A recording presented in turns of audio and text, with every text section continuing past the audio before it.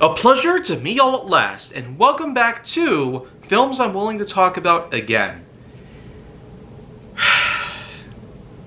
I hate to say it, but you know what? With all the people out there wanting me to talk a bit more about the Marvel Cinematic Universe, as if I haven't talked about it enough, like really. Well, you know what though? It is in fact the 10-year anniversary here in 2022 of the Avengers. Just for fun, let's go ahead and talk a bit more about that. Like I haven't done it already. I mean, in 2012, literally, I talked about it once. Why would I need to talk about it again? Well, you know what? That's what this series is about. I feel like I might as well just take it up just because lots of peer pressure is around, and I'm worried I might have a mental breakdown. So, let's just move fearlessly. The Avengers is in fact a mashup of various different Marvel Cinematic Universe characters that have been previously established in films that were in fact part of a certain series called the Marvel Cinematic Universe. And being that the year 2012 was the 5th year of this series entirely, and plenty of franchises have been established by this point, from Iron Man, to Black Widow, to Thor, to the Incredible Hulk. And of course many of these didn't necessarily get their own standalone films, but by all accounts, the heroes that were a part of the Marvel Cinematic Universe as it was at the time was pretty much good enough. And a lot of these characters had already at least made one appearance within the series entirely. Iron Man was the first one to do all of this, but then eventually others started coming in, from Black Widow to Hawkeye to Thor to Hulk and many others. But it would only be up until this very point that we would actually get even more of the Marvel Cinematic Universe and more of the heroes and more of the action, to a point where it's just maddening. I mean, do we seriously need to have a franchise that's this big? Well, then again, considering how many Dracula films there are, how many Transformers films there are, how many Toy Story films there are, how many of any film franchises actually, Psycho, Free Willy, Home Alone, Problem Child. I mean, the list is just endless for how many sequels we've already gotten. Even Ghostbusters has had itself a reboot sequel. I mean,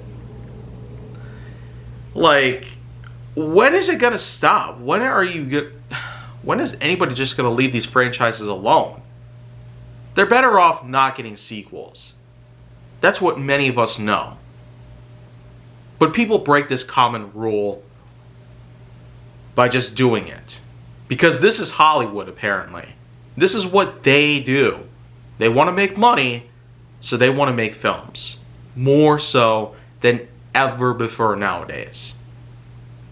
That's just the problem out there. Greed, corporates, anything. The Avengers, however, did things a little differently than most other film franchises that would normally suck after having a part 3 or a part 4. It actually did give us a bit of a something out there that we never quite saw before when it comes to superheroes. It gave us probably what was to be expected, the biggest portion of what we would assume to be a gigantic superhero crossover. And the Avengers had already been established as part of other various forms of media, such as when you have Avengers Earth's Mightiest Heroes in 2010, and in 2009 the Superhero Squad show came around, and then who could ever forget about how the Avengers in various comic books and video games and other such media had become existent. But at the time, it was not quite done in this particular way. And because Marvel Studios themselves actually wanted to make a live-action feature film based off of the Avengers, this was probably one of the only times so far that they had actually managed to do so. At least for 2012. Because since then, 10 years later, here we are with one of the hugest pieces of media that I could have ever possibly seen. Like, every time you see these films nowadays, they just have to make more. So, I've not only boycotted it for the past 2 years, but I've done a whole lot more. But in any case though, the story is plain old simple. Loki, Thor's brother, god of mischief, is in fact out there in New York City, attempting to wreak havoc out there with some pretty highly advanced drones. And these robotic soldiers, by all means, are meant to be, in fact, pretty helpful by all accounts. They may be monstrous, but these little old kaiju pieces are just out there looking for destruction. And this film does a lot of things out there. From the impromptu effects to the impressive cast with members like Robert Downey Jr., Tom Hiddleston, Mark Ruffalo, Scarlett Johansson, and others. So I really do feel like I probably should at least give this some credit for being out there at least, because at the time we hadn't had anything like this. But because of how huge the franchise has grown, like, I take everything back now. I don't need to give this series any more credit. It already proved the point to us 4 times.